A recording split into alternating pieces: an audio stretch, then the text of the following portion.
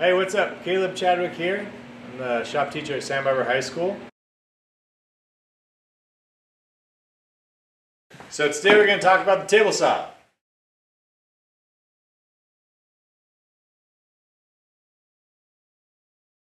So what is this tool used for? So the table saw is primarily used to perform rip cuts or cut along the grain, as opposed to a cross cut, which it also can do if you have a crosscut sled. So the table saw, in addition to making its primary use, the rip cut, you can make the cross cut with the sled. You can also make rabbet cuts or dado cuts with a dado stack blade. So that's when you have several blades that are stacked up together.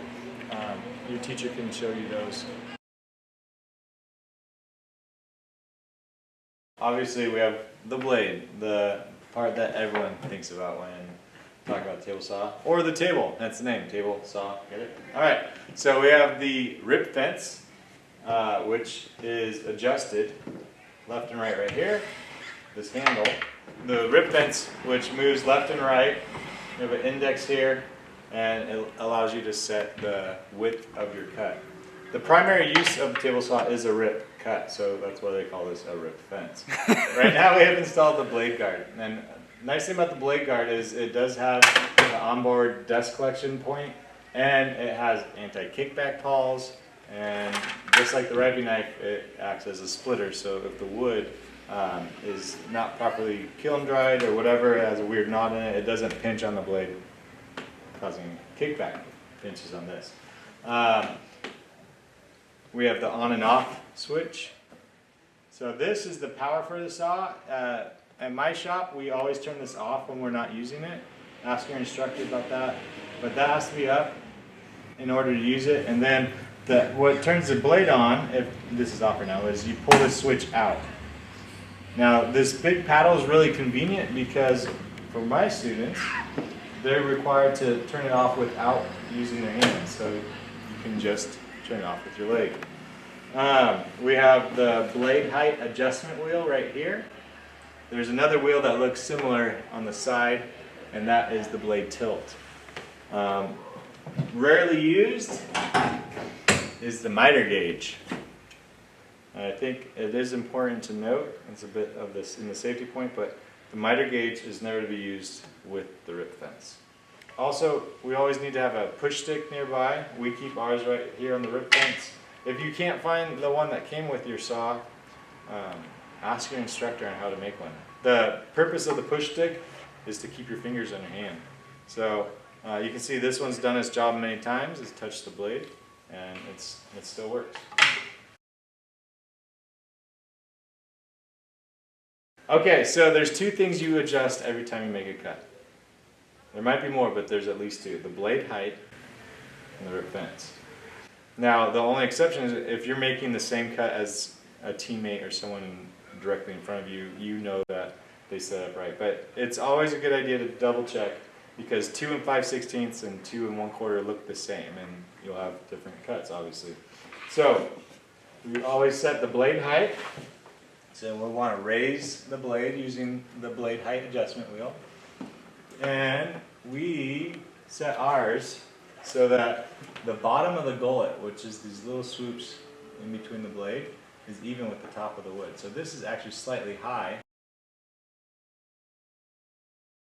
And I did this for a student the other day. So if you bring this down, that's perfect. So always end though with just slightly going upwards with the blade, because the wind up of the saw, when you start, sometimes we'll lower the blade. So it's good to always be raising the blade when you finish the adjustment. You can lock the blade height by this center knob. So now that we have the blade height correctly set, we're going to move the rip fence to select our desired width of cut.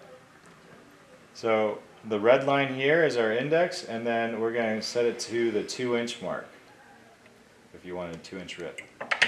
Always make sure you lock the handle down.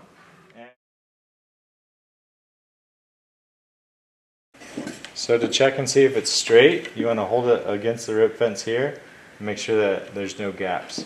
So This one would not be good because it's touching the ends, but not in the middle. There's a gap, a large gap.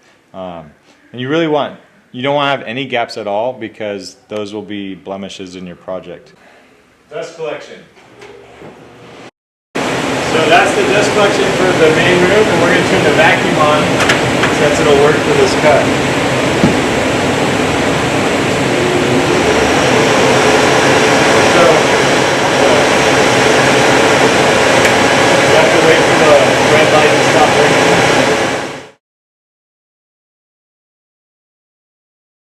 Alright, so there are 3 directions of force that you want to use when you're cutting. Your left hand, if you're cutting typically, is going to do 2 of them.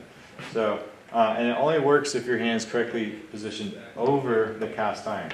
So, right now, the 3 directions are downward, so you put it down on the table, towards the fence, and then away from you. So, you're going to push down and towards the fence with your front hand, and then your back hand is going to push forward.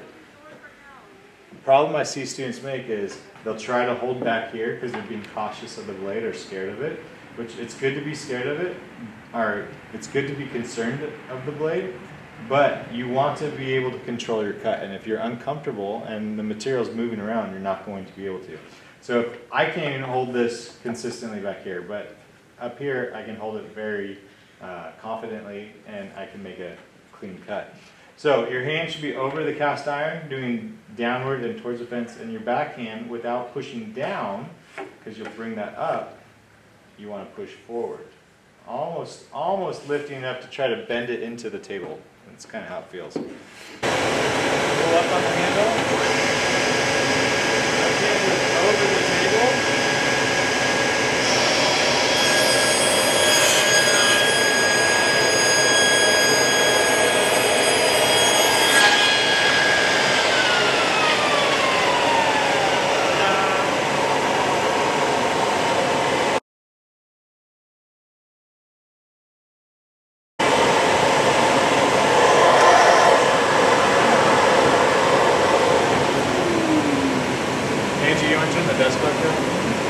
Now something that's important is after you make a cut like this where you have a thin offcut, that's the waste that is left. You don't want to try to grab that while the blade's moving. You want to let the blade completely stop. You also don't want to lower the blade if you have the blade guard on there until it's completely stopped and you've removed that. Otherwise it'll get pinched in there. So now that the blade is stopped, I can pull this out and safely out of the way.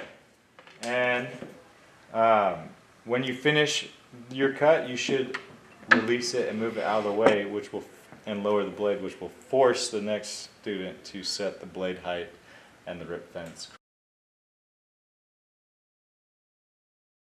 One thing to note, we already cut this, but a lot of students will make the mistake of they'll be cutting, and here it stops cutting right there, and they'll stop pushing. But the problem is the blade is still touching your material. So you don't want to kick back, but also you don't want to ruin your project.